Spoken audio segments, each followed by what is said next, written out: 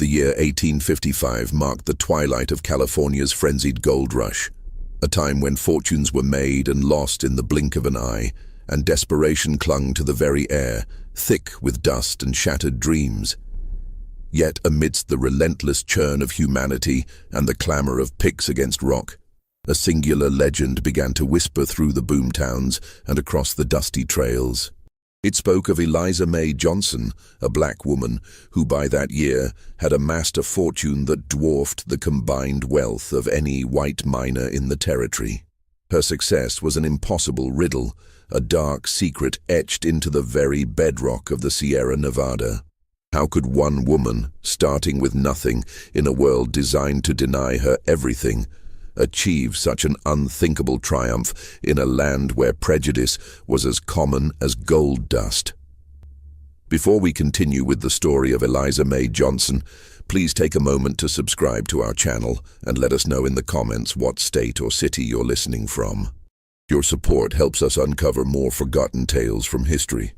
The journey to California in the mid-19th century was a pilgrimage of hope and despair, a brutal odyssey across a continent or around a treacherous cape. For Eliza May Johnson, it was both an escape and a gamble, a desperate leap into the unknown. She arrived in San Francisco in the spring of 1850, a city still more tent than timber, its streets a quagmire of mud and ambition, perpetually under construction and deconstruction. The air hummed with the feverish energy of thousands, a cacophony of languages and dreams, all chasing the elusive gleam of gold. Eliza May, barely 25, carried little more than the clothes on her back, a worn leather satchel containing a few precious keepsakes, and a resolve forged in the crucible of a life that had, until then, offered only hardship. She had been born into bondage in the humid fields of Georgia, her early years marked by the relentless sun, the back-breaking labor, and the ever-present threat of the whip. Freedom, when it finally came, was a fragile thing, purchased with years of grueling toil and a small, hard-won sum. But freedom in the South for a black woman was a hollow promise, shadowed by prejudice, violence, and severely limited opportunity. The tales of California, a land where gold lay scattered like pebbles, where a man, or so the whispers claimed, could rise above his station, ignited a spark within her. It was a desperate hope, but hope nonetheless, a beacon in the oppressive darkness of her past. The long, arduous sea voyage around Cape Horn had tested her spirit. The cramped quarters, meager rations, and constant threat of storms, a constant reminder of the precariousness of her existence.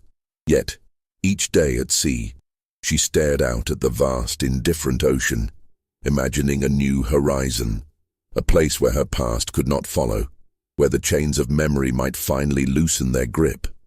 San Francisco was a shock. The sheer chaos, the cacophony of languages, the raw, untamed energy of men from every corner of the globe, all driven by a singular, consuming avarice.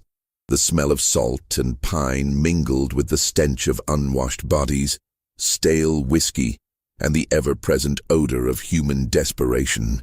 Mud, thick and clinging, coated everything, a testament to the constant churn of humanity and the lack of any proper infrastructure. But beneath the surface, the familiar currents of prejudice ran deep. Black men and women, though free, found themselves relegated to the margins, often performing the most arduous and least respected labor, their contributions often overlooked, their dignity often challenged. Eliza May, with her quiet dignity and sharp, observant eyes, quickly understood that the gold in the rivers was not the only currency. Information, observation, and an understanding of human nature were just as valuable, if not more so, in this wild, untamed land. She found work almost immediately, not in the mines, but in the bustling makeshift laundries that sprang up to serve the endless stream of dirty, desperate miners.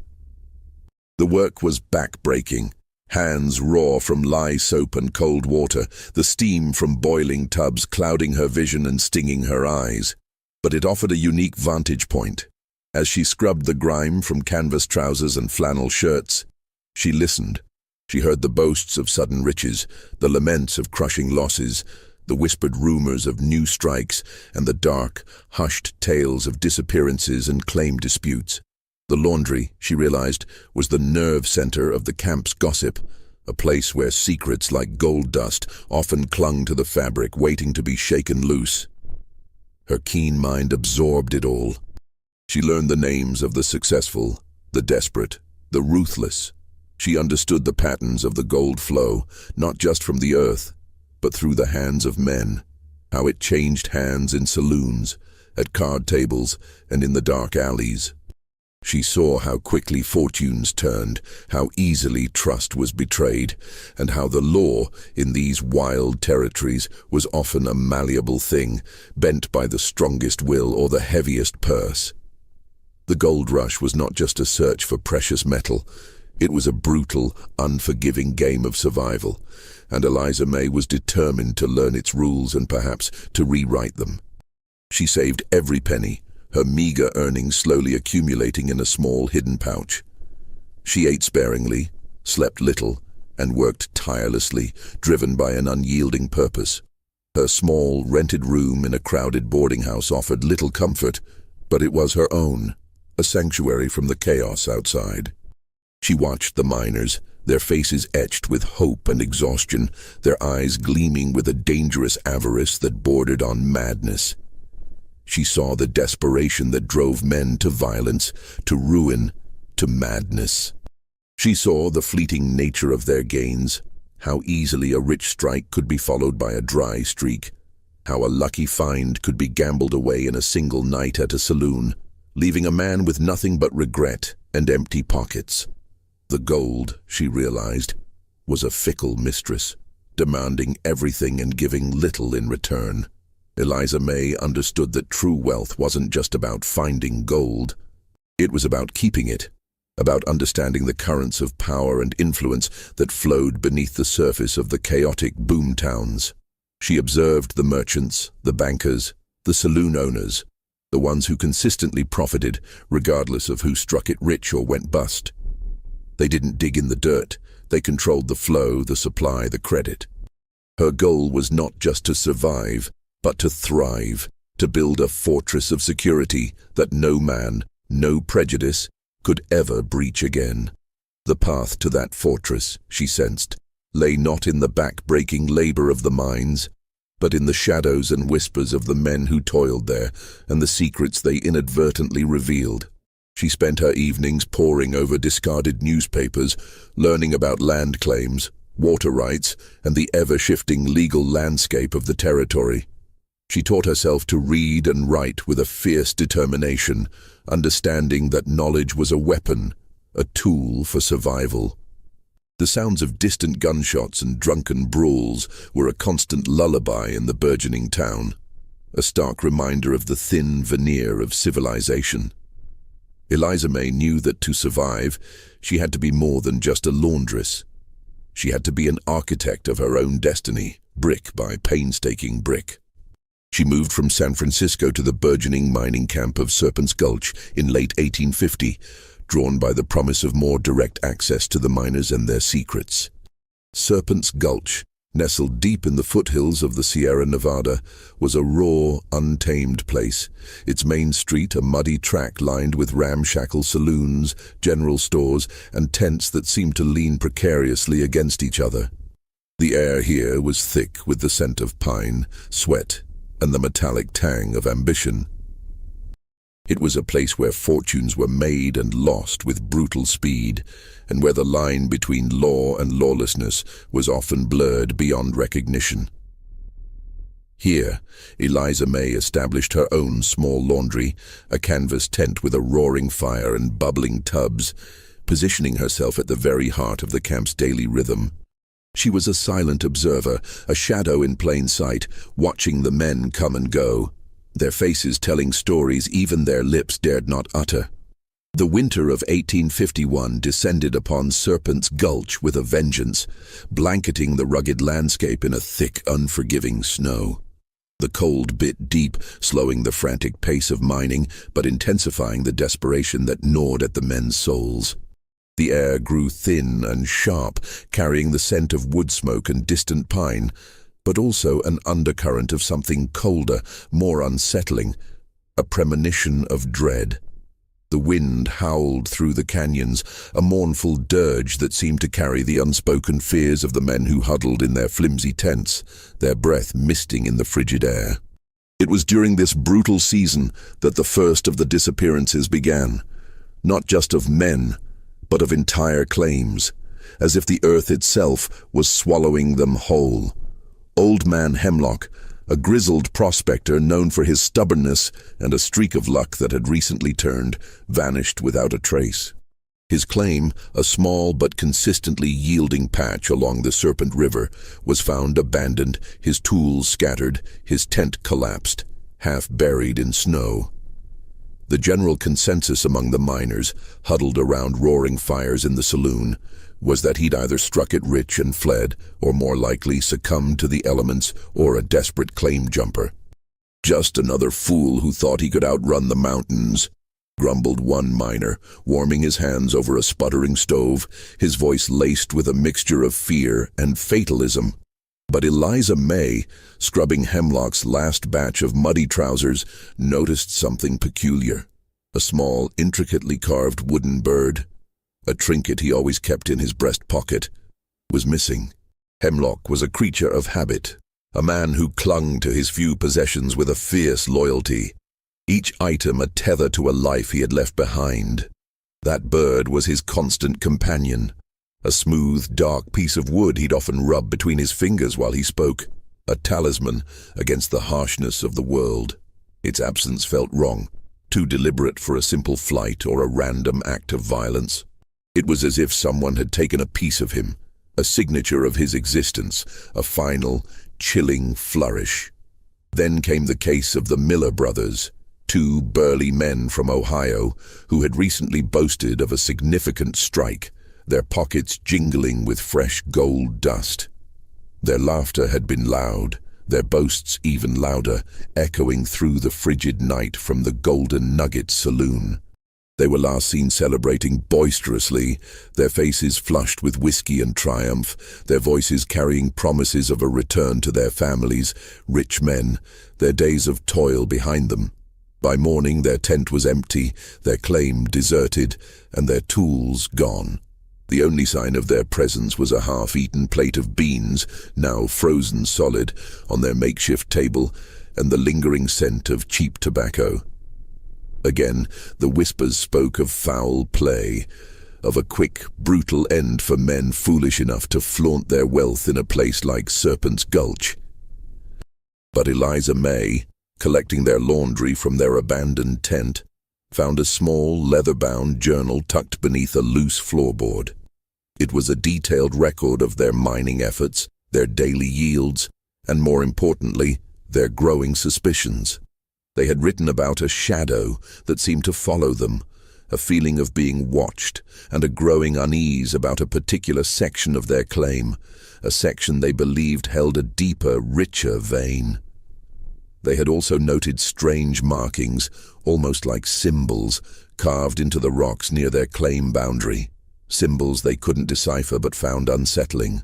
The journal was a raw, unfiltered account of their mounting fear, a chilling testament to a terror that had no name, a fear that had driven them to write down their every thought, every suspicion, as if to leave a breadcrumb trail for someone to follow. The disappearances continued, each one leaving behind a trail of unanswered questions and a chilling sense of unease that settled over Serpent's Gulch like the winter fog. A young Swede named Lars, known for his quiet diligence, vanished after claiming to have found something unusual in his pan, a rock that shone with an inner light. A boisterous Irishman, Patrick O'Malley, disappeared after a heated argument over a disputed boundary line, a line he swore was marked by peculiar stones, unlike any I've seen. It wasn't just the men who vanished. It was their claims, often the most promising ones, that seemed to evaporate into thin air, only to be quietly re-registered under new names weeks later, often by men who had previously shown little interest in that particular area, men who seemed to appear from nowhere. The local justice, a self-appointed sheriff named Silas Croft, a man with a perpetually grim expression and a penchant for looking the other way, offered little comfort. His investigations were cursory, his conclusions always pointing to the dangers of the wilderness or the inherent greed of men. He'd shrug, spit tobacco juice into the snow and declare, "Another one gone to the mountains or to the devil. Ain't no law out here but what a man makes for himself." His words, meant to dismiss, only deepened the sense of dread, painting a picture of a lawless land where life was cheap and justice a luxury, a commodity rarely found. But Eliza May saw a pattern, a cold, calculated logic beneath the chaos. Each vanished miner had, in the days leading up to their disappearance, shown signs of unusual success, or had expressed a newfound excitement about a specific part of their claim. And each time a small personal item, something deeply significant to the individual, was conspicuously absent. It was as if a silent, meticulous hand was at work, not just taking lives or gold, but erasing identities, leaving behind only the barest, most unsettling clues. The cold, hard truth began to dawn on Eliza May. These were not random acts of violence or unfortunate accidents. This was something far more sinister, a calculated, methodical operation designed to seize wealth and silence anyone who got too close to a deeper secret. The gold fever that gripped Serpent's Gulch was not just a disease of ambition, it was a contagion of fear, and Eliza May, with her quiet observations, was beginning to feel its chilling touch. The journal of the Miller brothers, now hidden beneath her own floorboards, felt like a ticking clock, a silent testament to a truth no one else dared to acknowledge. The symbols described in the journal, crude etchings of interlocking triangles and circles, began to haunt her thoughts, appearing in her mind's eye whenever she closed them, a silent, cryptic language of danger. She knew, with a certainty that chilled her to the bone, that she had stumbled upon something far more dangerous than a simple claim dispute. It was a secret woven into the very fabric of Serpent's Gulch, a secret that promised immense wealth to those who understood it, and a swift, silent end to those who merely stumbled upon it. The Miller brothers' journal became Eliza May's secret burden, a heavy weight beneath the floorboards of her small laundry tent, a constant presence in her thoughts. Every night, by the flickering, smoky light of a tallow candle, she would retrieve it, her fingers tracing the faded ink, her mind wrestling with the cryptic entries. The symbols, those interlocking triangles and circles, were a recurring motif, sketched crudely next to entries detailing significant gold finds or moments of heightened paranoia. They were not random doodles, they were markers, a silent language, a chilling code left by men who had vanished into the unforgiving wilderness, their voices silenced forever. The paper, brittle with age and dampness, crackled softly as she turned the pages, each rustle a whisper of the past, a ghostly echo of the Miller brothers' fear. Eliza May began to connect these symbols to the locations mentioned in the journal. The Miller brothers had been working a claim near a distinctive rock formation, a jagged outcropping known locally as Devil's Tooth, a place where the wind always seemed to moan a low, mournful tune. She remembered Hemlock's claim, further upriver, also near a similar, though smaller formation, a cluster of dark volcanic rocks that seemed to absorb the light, casting long, eerie shadows. And Lars, the quiet Swede, had been panning near a cluster of ancient gnarled oaks that stood like sentinels on a ridge, their roots clinging to the earth in a pattern that, in her mind's eye, began to resemble the very symbols she saw in the journal. The landscape itself, she realized, was a map, if only she knew how to read its ancient, silent language. She started to pay closer attention to the men who frequented her laundry, particularly those who had recently acquired claims that had once belonged to the vanished. There was a man named Elias Thorne, a gaunt, taciturn figure who had arrived in Serpent's Gulch with little more than a pickaxe and a haunted look in his eyes, as if he carried a heavy secret. He had, almost overnight, become the owner of Hemlock's old claim, and his once threadbare clothes were now replaced with finer woolens, though they still carried the faint scent of pine and something metallic, something that wasn't gold. He never spoke much, but Eliza May noticed the way his eyes darted, always scanning, always watchful, like a cornered animal, perpetually on guard. She also observed a subtle change in his demeanor. A nervous energy had replaced his initial desperation, a kind of guarded triumph, a glint of something cold and calculating in his gaze. He paid his laundry bills promptly, always in freshly panned gold dust, but his hands trembled slightly as he handed it over, as if the gold itself burned him. Another figure was a merchant named Arthur Finch, a man who ran the general store, his smile always too wide, too practiced, his eyes too sharp, like a hawk's, missing nothing. Finch seemed to profit immensely from the misfortunes of others, always ready to buy up abandoned equipment or sell supplies on credit at exorbitant rates. His ledger always balanced in his favor, never in the miners. He was often seen conversing in hushed tones with Sheriff Croft, their heads bent together in the dim light of the saloon, their words lost to the general din of the camp, but their gestures speaking volumes of a shared understanding, a silent complicity. Eliza May had noticed Finch wearing a small silver pendant, almost hidden beneath his shirt, bearing a symbol strikingly similar to those in the journal. It was a fleeting glimpse, a glint of metal against his dark vest, but it solidified a chilling suspicion. The pendant was not a common design. It was unique, almost tribal in its simplicity, yet deeply unsettling, a mark of belonging to something hidden. The whispers among the remaining miners grew darker, more desperate. They spoke of bad luck claims, of places where the gold seemed cursed, where men simply disappeared, swallowed by the earth or the shadows. "It's the spirits of the mountains," one old-timer would croak, his voice raspy from years of dust and whiskey, his eyes wide with superstitious fear. "They don't like men digging too deep." But Eliza May knew it wasn't luck or spirits.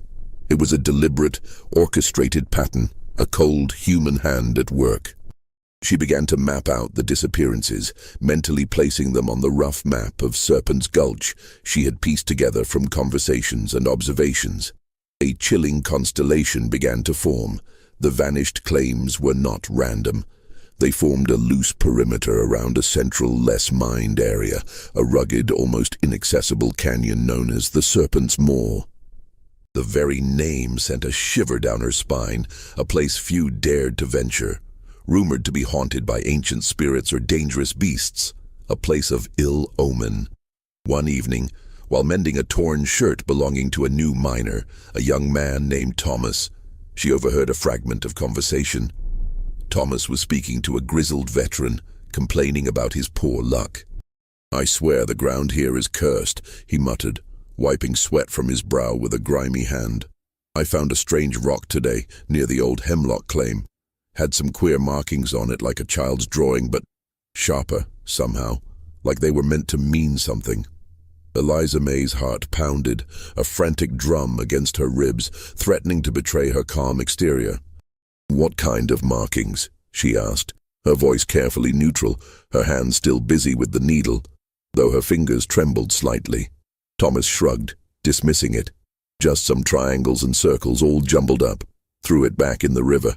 Didn't want no bad luck." He shuddered, as if the memory itself was cold, a brush with something unsettling. Eliza May felt a cold dread settle in her stomach, a knot of fear tightening in her gut. The symbols were not just in the journal, they were physically present in the landscape, a silent, ominous signpost, a warning etched into the very earth. She realized that the disappearances were not just about gold, they were about control. Someone was systematically clearing out specific claims, perhaps to consolidate a larger, more valuable territory, or to hide something far more significant than a simple gold vein. The shadows of the past were not just whispers. They were etched into the very rocks of Serpent's Gulch, waiting to be read by someone brave enough to look. And Eliza May, against her better judgment, felt an irresistible pull towards that dangerous knowledge. The air in her small tent suddenly felt heavy, thick with unspoken secrets and the chilling possibility that she, too, was now marked, a silent target in a deadly game. Before we delve deeper into Eliza May's dangerous discoveries, we want to hear from you. What are your theories so far? Do you think Eliza May is right to be suspicious? Leave your thoughts in the comments below. Hit that like button if you're enjoying this chilling tale and share it with a friend who loves a good mystery. Armed with the journal and her growing suspicions, Eliza May began a dangerous double life. By day, she was the quiet, industrious laundress, her hands perpetually busy, her face serene, her movements efficient, a picture of unassuming diligence. The scent of lye and damp cloth clung to her, a comforting mask that hid her true intentions.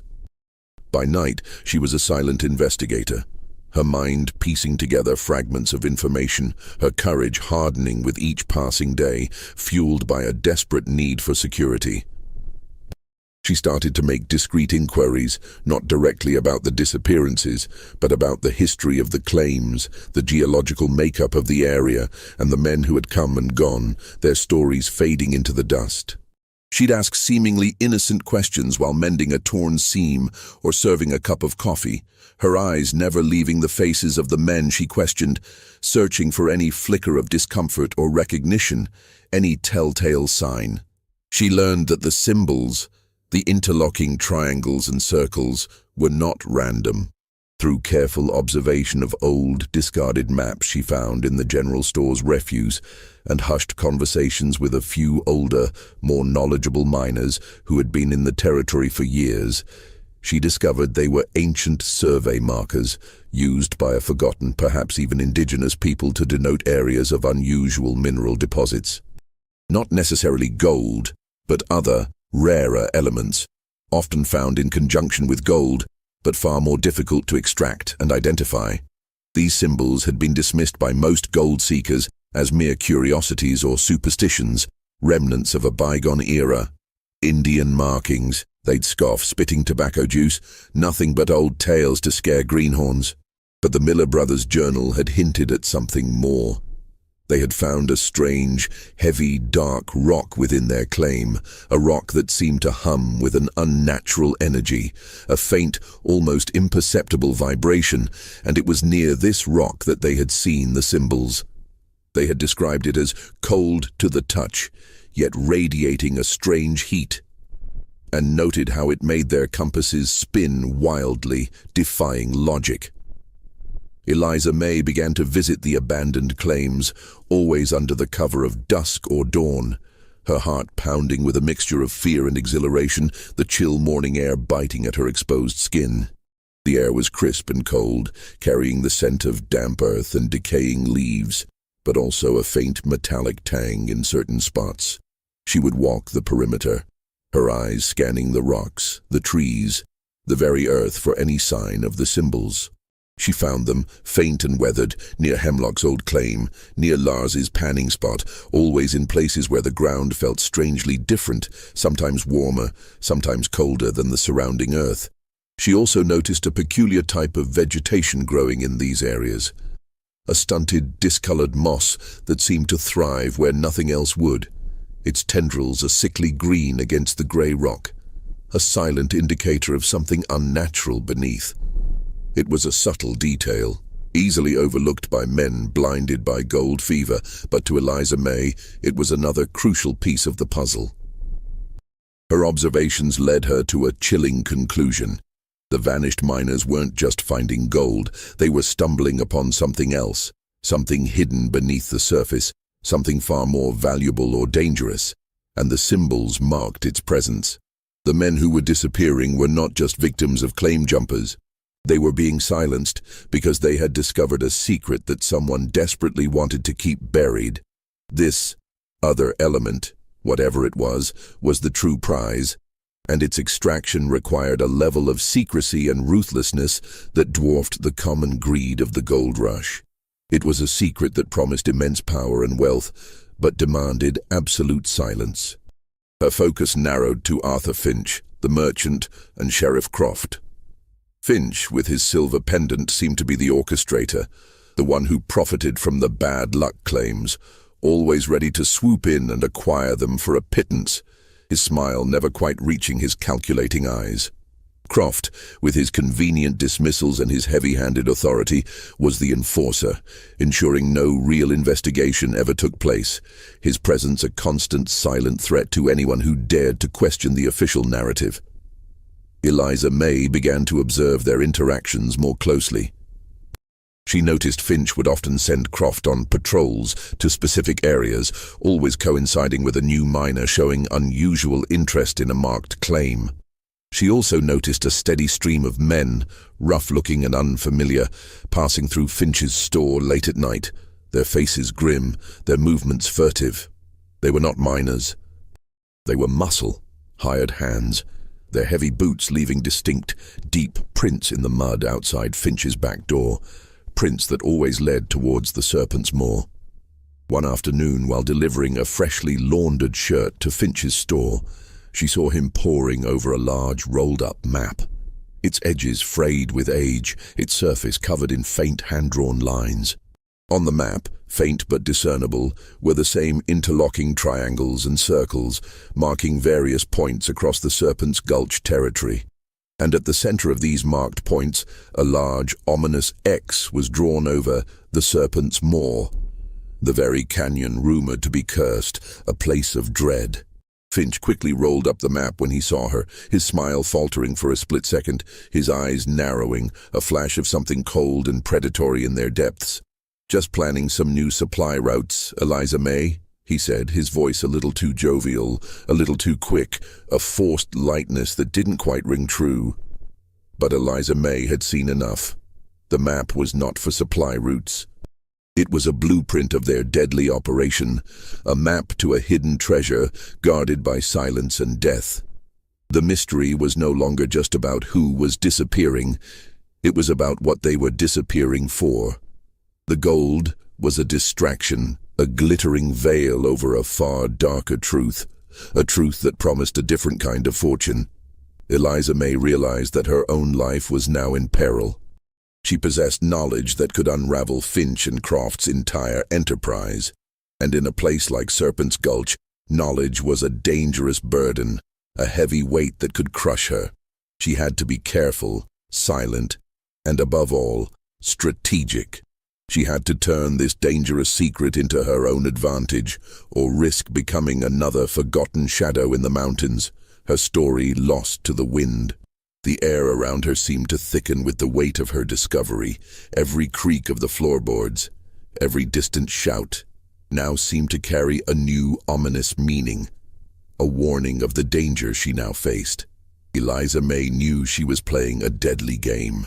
The knowledge she possessed was a double-edged sword, offering potential power but also immediate peril, a constant threat hanging over her head.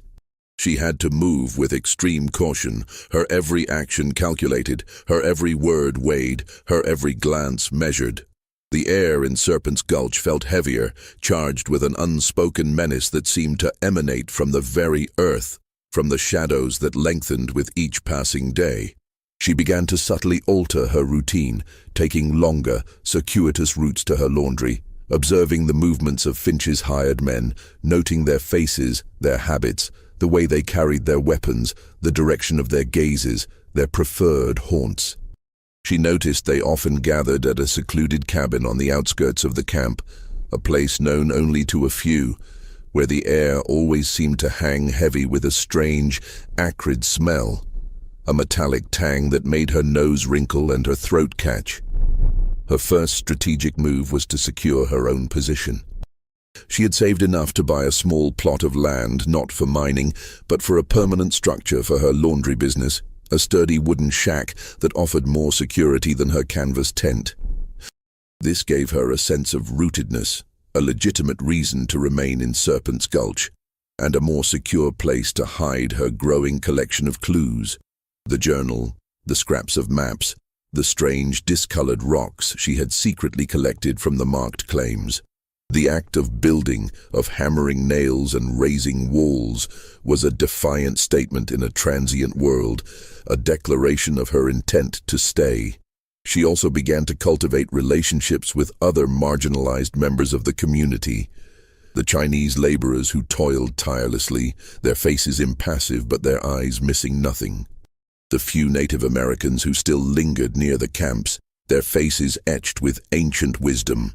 The other black women who worked as cooks and cleaners, their lives mirroring her own struggles. They were the invisible eyes and ears of the Gulch, often overlooked, but privy to a wealth of information, fragments of conversations, hushed warnings, subtle shifts in the camp's undercurrents. She traded services for whispers, a mended shirt for a rumor, a hot meal for an observation, building a silent network of trust and shared vulnerability, a web of information that Finch and Croft never suspected. The tension escalated when one of Finch's men, a burly brute named Jed, a man whose eyes held a chilling emptiness, began to frequent her laundry, his gaze lingering on her with an unsettling intensity. He would ask probing questions, disguised as casual conversation, his voice a low growl that seemed to vibrate through the floorboards, a constant, low thrum of menace. "Heard you're a smart one, Eliza May. Always got your ear to the ground, eh?" He'd lean against the doorframe, blocking the light, his shadow falling over her work, a dark, oppressive presence. Eliza May met his gaze with a calm, unreadable expression.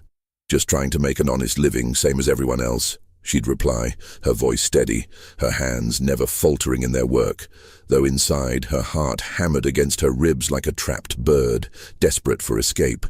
She knew she was being tested, watched, her every move scrutinized, her composure a fragile shield. One moonless night, a few weeks later, she heard a commotion outside her tent, a muffled struggle, a desperate gasp that was quickly cut short. Peeking through a crack in the canvas, her breath catching in her throat, she saw Jed and two other men dragging a struggling figure towards the Serpent's Maw. The man's muffled cries were quickly silenced, a sickening thud echoing in the stillness of the night, followed by the crunch of snow under heavy boots. The air grew cold, and a primal fear gripped her, a cold hand squeezing her heart, threatening to stop its beat. This was not just about gold. It was about absolute control, about eliminating any obstacle, any witness, with ruthless, terrifying efficiency. The chilling silence that followed was more terrifying than any scream, a testament to the finality of their actions. Eliza May realized she couldn't confront them directly. She needed leverage, something undeniable, something that would turn their own greed against them, a weapon forged from their own dark secrets. She returned to the Miller Brothers journal, rereading the entries about the strange, heavy, dark rock. She remembered the discolored moss, the unusual feel of the earth, the acrid smell from the secluded cabin. She began to suspect that the other element was not just valuable, but perhaps dangerous, even toxic. A substance that required careful handling and secrecy, a substance that could sicken or kill. This would explain the secrecy, the need to eliminate witnesses, and the strange cabin with its acrid smell. They weren't just mining.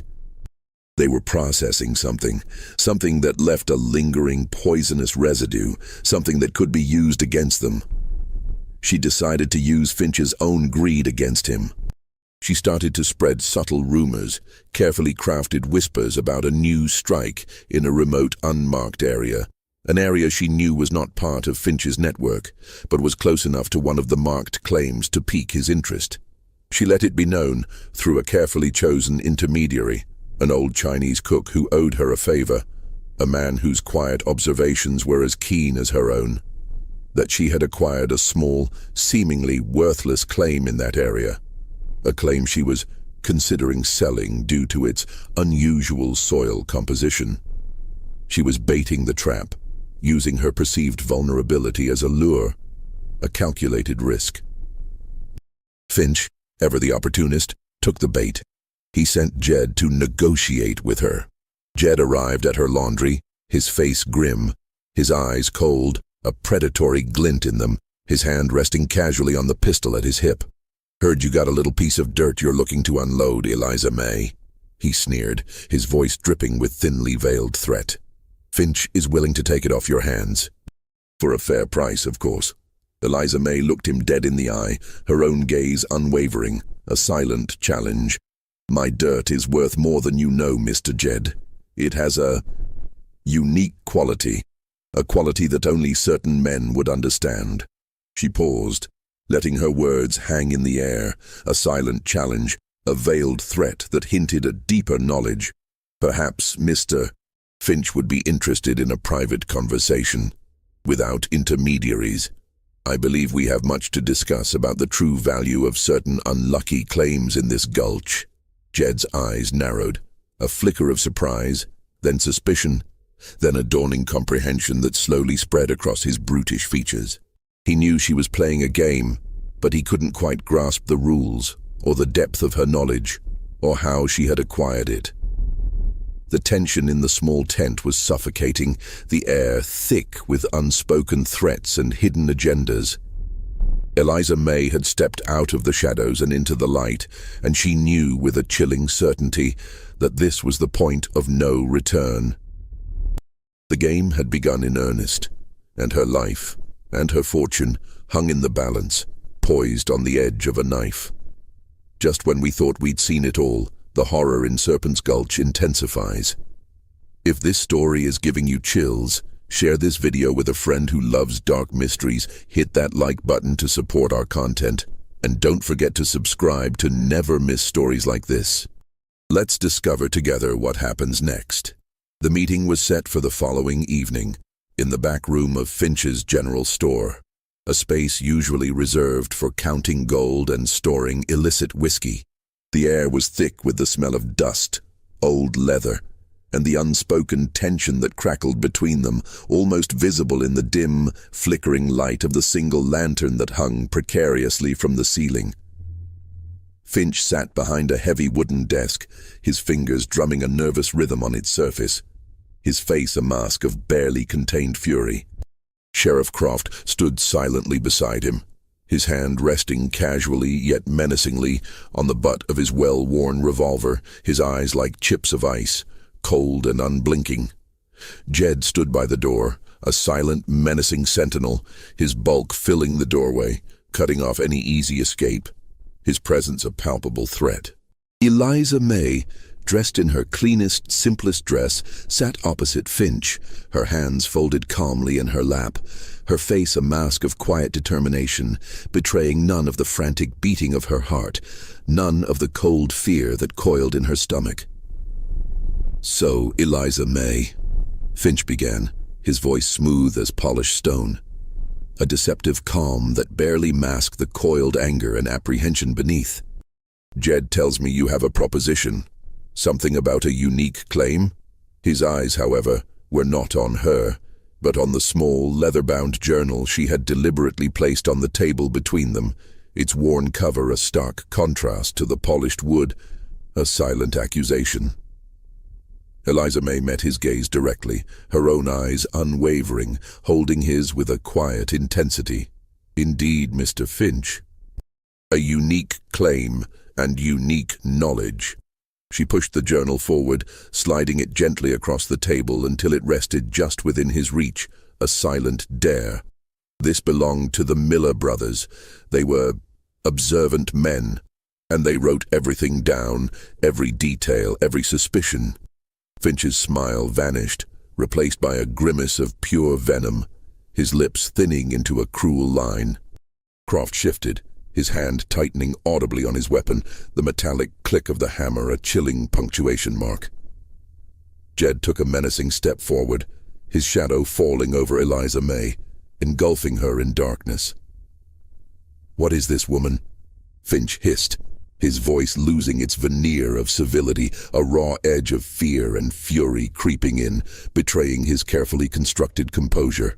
"It's a record, Mr. Finch," Eliza May replied, her voice steady, clear, and devoid of any tremor, cutting through the tension.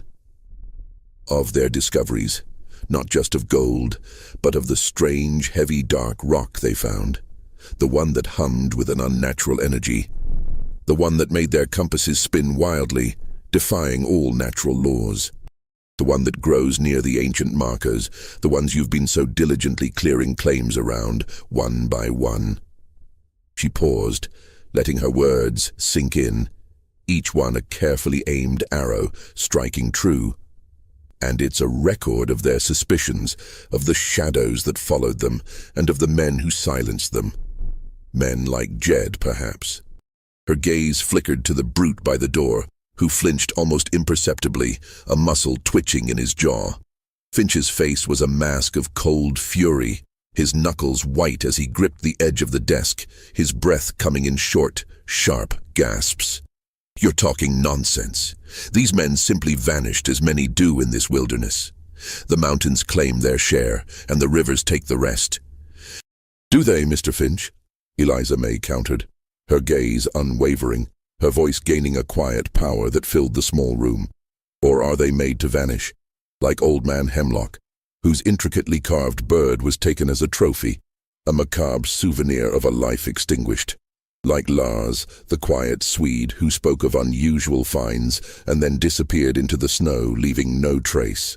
Like Patrick O'Malley, who argued over a boundary marked by peculiar stones and was never seen again? All of them stumbling upon the same secret, marked by the same symbols, and then gone. And their claims, conveniently acquired by you or your associates, often for a fraction of their true worth, before the bodies were even cold. She leaned forward slightly, her voice dropping to a conspiratorial whisper, though it carried clearly in the tense silence, each word a hammer blow. "I know about the other element, Mr. Finch. The one that is not gold, but far more valuable to the burgeoning industries back east. A mineral that promises a future beyond the fleeting gleam of gold. I know it's far more dangerous to extract, requiring specialized knowledge and equipment, and leaving a trail of sickness. I know about the cabin and the acrid smell of its processing, a smell that clings to the clothes of your men, a telltale sign. I know about the men you employ to ensure your secrets remain buried, men who are not afraid to use violence, to silence any witness. I know you're not just mining. You're orchestrating a deadly enterprise, processing something that could make you richer than any gold strike, if you can keep it quiet. And you have kept it quiet, Mr. Finch, through fear and murder, through a systematic campaign of terror." Croft finally spoke, his voice a low growl, his hand now fully gripping his revolver, the barrel glinting dully in the lantern light. "You've seen too much, woman. You won't leave this room alive." The metallic click of his hammer being cocked echoed ominously, a sound that promised immediate violence. "Perhaps not," Eliza May said, a faint, chilling smile touching her lips, a smile that held no mirth, only a profound understanding of the stakes, a grim acceptance. "But others have seen it too. Others know. I have taken the liberty of sharing this journal and my detailed observations with a network of trusted individuals. Should I not emerge from this room, or should any harm befall me, this information, along with details of your entire operation, your map, and the true nature of what you're extracting, will be made public. It will reach the ears of the authorities in Sacramento, and perhaps even further, to the newspapers in San Francisco and beyond. And then, Mr. Finch, your carefully constructed empire of silence will crumble. The gold rush will turn into a scandal. Your name will be synonymous with murder and deceit, a stain that no amount of gold can wash away. And you, Sheriff Croft, will be exposed as nothing more than a hired thug, a corrupt official who turned a blind eye to atrocities, a man who sold his soul for a few pieces of silver." Finch's eyes darted to Croft, then to Jed, then back to Eliza May, his face a mask of warring emotions, rage, fear, and a dawning, chilling realization that he had been outmaneuvered. The silence in the room was deafening, broken only by the distant sounds of the camp. A dog barking, a drunken shout, sounds that seemed impossibly far away, belonging to a different world. He knew Eliza May was not bluffing.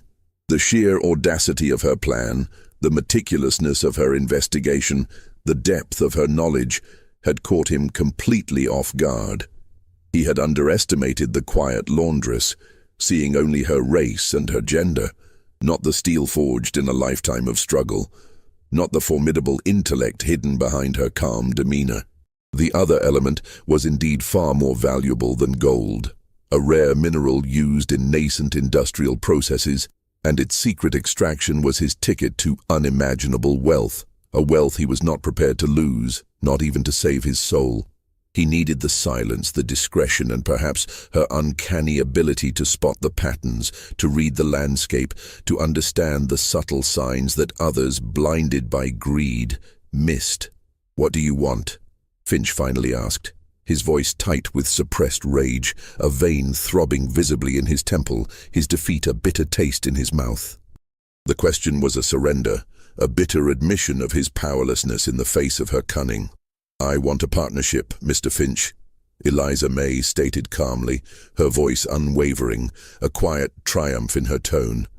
"A significant share of your enterprise in exchange for my silence, my discretion, and my unique ability to identify these marked claims before others stumble upon them.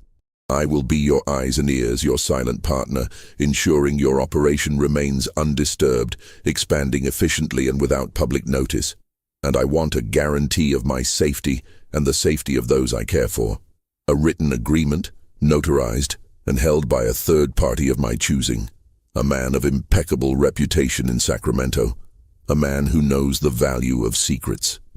Finch stared at her, his mind racing, weighing the catastrophic cost of exposure against the bitter pill of compliance. The gold rush was fading, but this other element was the future. A future he now had to share. He slowly pushed the journal back across the table, his hand trembling slightly, his gaze still fixed on her with a mixture of hatred and grudging respect. "You drive a hard bargain, Eliza May Johnson," he said, his voice a low growl, tinged with a chilling undercurrent of resentment and a promise of future retribution, a silent vow that this would not be the end of their struggle. "Very well. We have a deal." The handshake was cold, firm, and fraught with unspoken dangers, a pact forged in fear and ambition, a silent agreement that would forever bind them. Eliza May had not just survived, she had turned the tables, leveraging her knowledge and her courage into a position of undeniable power. She had found her gold, not in the dirt, but in the dark heart of Serpent's Gulch, a fortune built on secrets and the silent terror of others. A fortune that would change her life forever.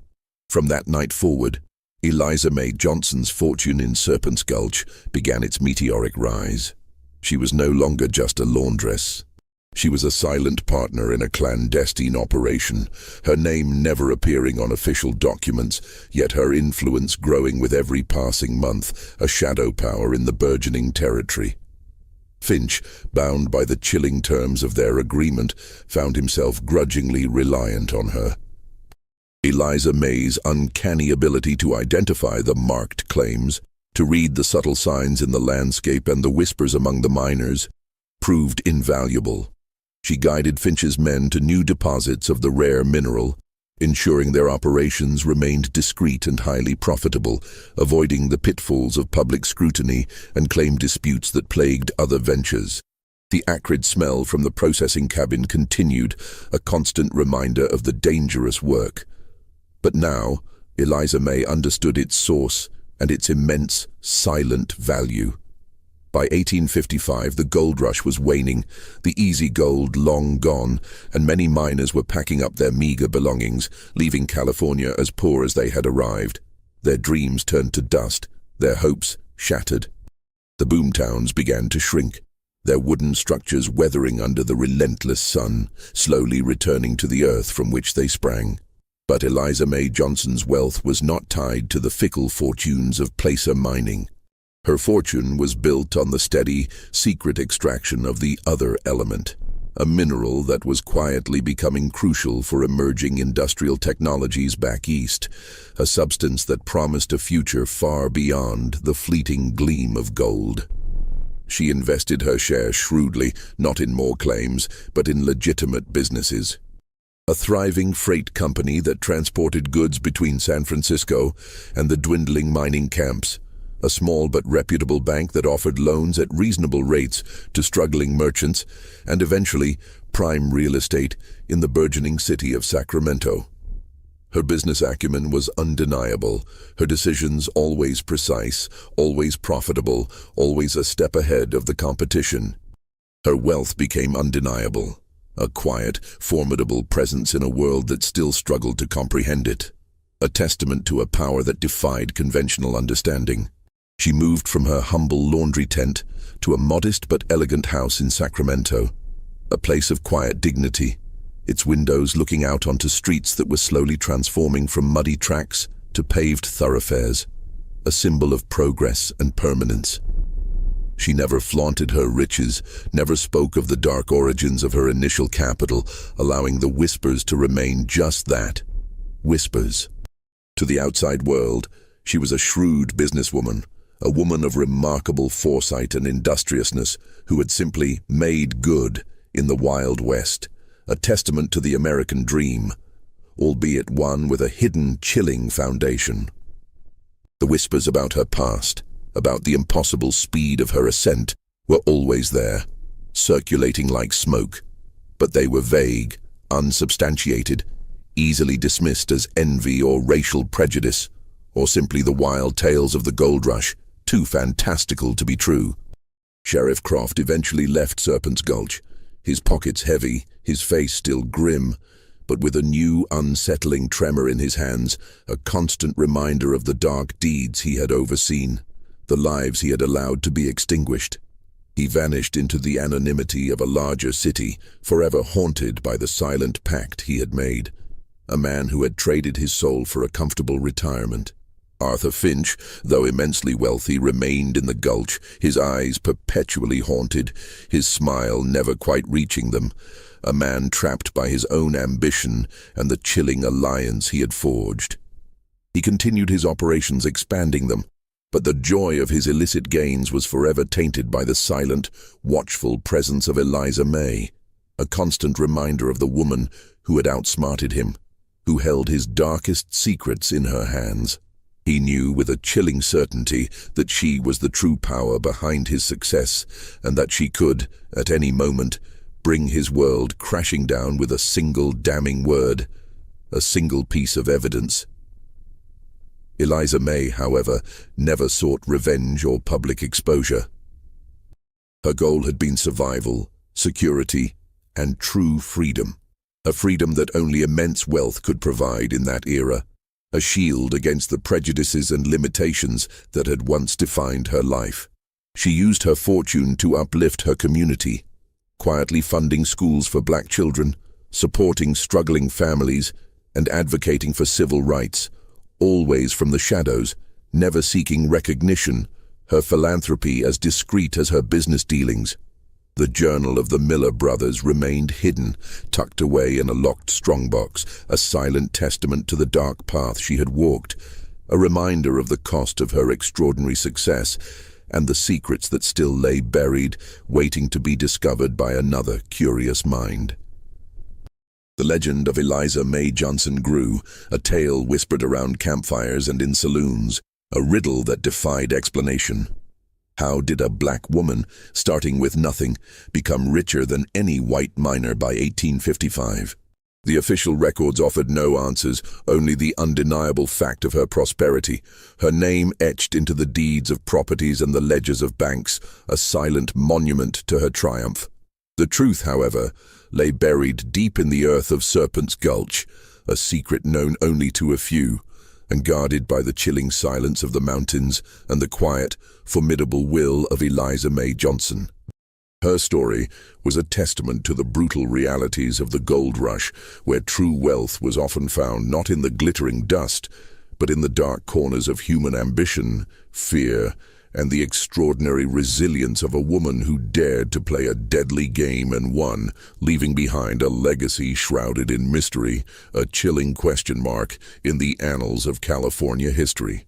This mystery shows us that sometimes the greatest fortunes are not found in plain sight, but in the shadows, built on secrets and the unwavering will of those who dare to challenge the established order.